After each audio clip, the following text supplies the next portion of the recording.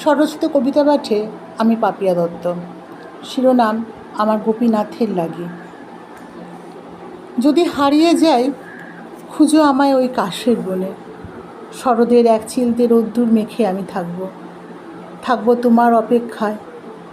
যখন সবাই ভীষণ ব্যস্ত আমি থাকবো একা নিরালায় তোমার অপেক্ষায়। তুমি আসবে তো? মা আসবেন, আমি দেখব ওপার হতে, ঘন কাশের আড়াল হতে। আমি দেখব মায়ের বোধন ক্ষীণ কায়ার জলে, দেখব দু চোখ ভরে।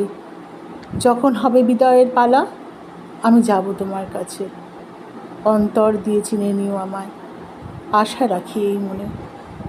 যদি হারিয়ে যাই আর খুঁজো না আমায়, এসো না আর কাশের বনে। দূর আকাশের নীল তারা হয়ে আমি থাকবো মননে।